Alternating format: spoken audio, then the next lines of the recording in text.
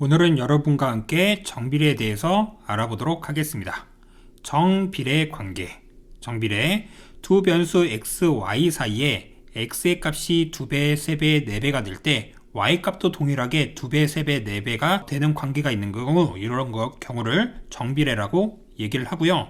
이 정비례는 y는 ax로 우리가 이렇게 씁니다. a는 0이 되면 안 됩니다. 그럴 때 이 성질은 어떤 성질이 있냐면 x 값에 대한 y 값의 b는 항상 a로 일정합니다. 즉 얘에서 x로 양변을 나눈 거죠.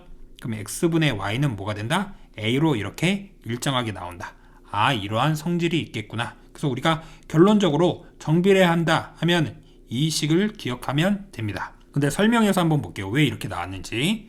한 개의 1,000원인 아이스크림 x개의 가격을 y1이라고 하면 x값에 따른 y값의 변화는 다음과 같다. 한 개에 얼마라고요? 1,000원. 그럼 두 개에는 얼마죠? 2,000원이죠. 그쵸? 그래서 얘를 기준으로 우리가 봤을 때 어떻게 되는 겁니까? 2배가 됐죠, x가? 그러면 y도 몇 배가 된다? 2배.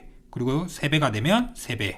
4배가 되면 4배. 이런 식으로 우리가 얘기할 수가 있겠다. 그러면 우리가 한번 볼까요? 한 개에 1,000원이라고 했어요. 한 개에 얼마? 1,000원. 두 개에는 얼마? 2,000원. 이런 식으로 우리가 있는 거죠. 그러면 우리가 얘가 y인 거고 얘가 x인 거잖아요. 얘가 y고 얘가 x입니다. 그럼 여기다가 곱하기 얼마이지 동일하죠? 1000이죠? 그리고 여기다가도 곱하기 1000 하면 동일하겠죠? 그리고 3,000원일 때도 마찬가지로 얘가 3이었으면 얼마입니까? 곱하기 1000 해야 되죠? 그러면 요 부분을 우리가 x라고 쓰고요. 요 부분이 y였잖아요. 여기가 x, y, x, y. 그리고 여기를 a, a, a라고 이렇게 써 수 있다라고 하면 y는 ax라고 이렇게 표현할 수가 있겠죠. 그럼 여기서의 a는 얼마다? 1000이다. 그쵸? 그래서 y는 1000x이고 x 값에 대한 y 값의 b는 항상 1000으로 일정하다. 이런 얘기인 거죠. 정비례 관계가 아닌 경우에 대해서 알아보도록 하겠습니다. y는 ax에서 a가 0입니다. a가 0이면 항상 상수로 우리가 나오겠죠. 그리고 y는 ax 더하기 b에서 0이 아닌 상수 b가 이렇게 있는 경우, 예를 들어 이런 경우는 우리가 정비례인데요. 이렇게 20x에서 끝나야 되는데 이렇게 더하기가 있거나 이런 식으로 빼기가 있거나 아예 상수만 있을 경우에는 정비례 관계가 아닙니다. 이렇게 우리가 정리하시면 돼요. 그래서 예제를 통해서 다시 한번 알아보도록 하죠. 시속 70km로 일정하게 달리는 자동차가 x시간 동안 달린 거리를 y라고 할 때 다른 물음에 답해라.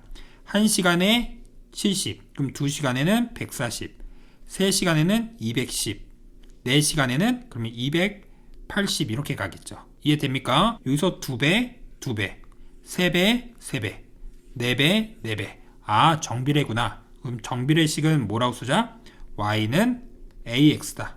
근데 x에 들어가는 거 여러분들이 마음에 드는 거 아무거나 써도 되거든요. 그러면 여기다 1 쓰고요. y 때는 그때는 70인 거죠. 그쵸? 그럼 a가 얼마로 나와야 됩니까? 70으로 나오겠죠. 따라서 y는 70x다. 이런 얘기를 할 수가 있겠네요. x에다 2 넣어볼까요? 그럼 70 곱하기 2니까 140으로 이렇게 나오겠죠.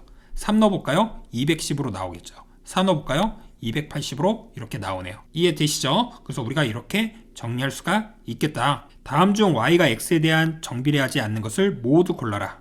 그래서 y는 어떤 ax, 그쵸? 이렇게 써야 되죠?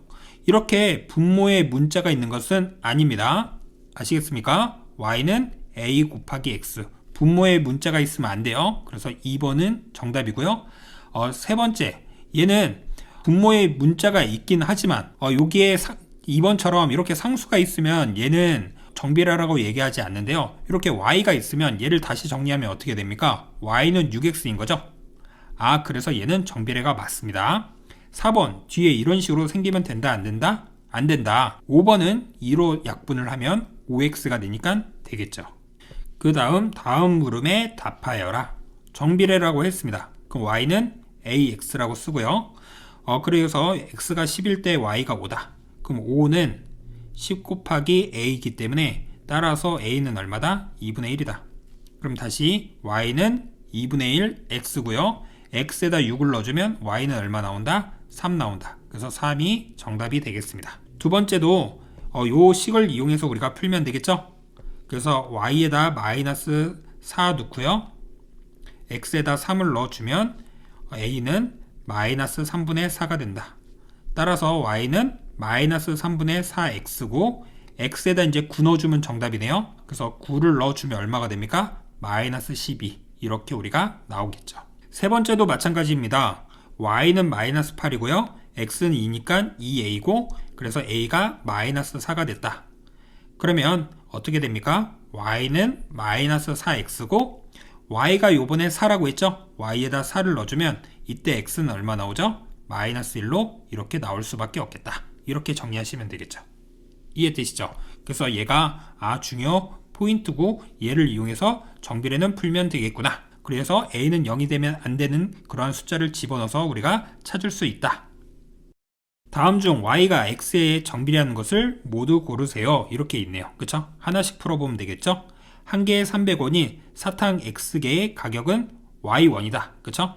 그러면 한 개에 300원, 두 개에 600원 이렇게 가는 거니까 y는 300x 이렇게 우리가 써주면 되겠고요. 두 번째, 시속 x킬로로 y시간 동안 달린 거리. 그러면은 거리는 속력 곱하기 시간이니까 이렇게 우리가 쓸 수가 있겠죠? 그럼 y는으로 정리하면 x분의 10이 있고 여기 분자에 숫자가 있기 때문에 정비례가 아니겠죠. 얘는 그래서 아닙니다. 1번은 맞고요. 3번 50개의 아이스크림을 x명에게 남김없이 우리가 나누어 줄 때 한 사람이 받게 되는 아이스크림의 개수는 y개다. 예를 들어서 5명에게 나눠주면 우리가 10개를 받는 거고 뭐 10명에게 나눠주면 5개씩 받겠죠? 맞습니까? 그래서 x분의 50이 얼마가 나와야 된다? y가 나와야 되기 때문에 우리가 이렇게 분자에 숫자가 있으면 이거는 뭐다? 정비례가 아니라고 했기 때문에 얘도 틀렸습니다. 4번 밑변의 길이가 x고 높이가 3인 삼각형의 넓이는 그 삼각형의 넓이 y는 어떻게 됩니까? 밑변 높이하고 나누기 2 그쵸? 그래서 2분의 1 곱하기 x 곱하기 3 다시 정리해서 y는 2분의 3x 이러한 정비례가 되겠네요. 그래서 4번도 맞습니다. 5번 가로가 x, 세로가 y인 직사각형의 둘레의 길이 그럼 2x 더하기 2y가 36이기 때문에 x 더하기 y는 18이 되죠. 그럼 y는 마이너스 x 더하기 18이니까 이건 정비례라고 얘기할 수가 없겠죠. 이렇게 딸린 애가 있기 때문에 정답이 뭐다? 1번, 4번이다. 이런 얘기를 할 수가 있겠네요. 이해되시죠? 오늘은 여러분과 함께 어떠한 내용을 배웠는지 다시 한번 알아보도록 하겠습니다. 오늘은 여러분과 함께 정비례에 대해서 배웠어요. 결론적으로 이 식이 굉장히 중요하다. 이 식을 우리가 꼭 기억해 두도록 합니다. 아시겠죠? 그래서 얘를 우리가 이렇게도 표현을 할 수가 있다.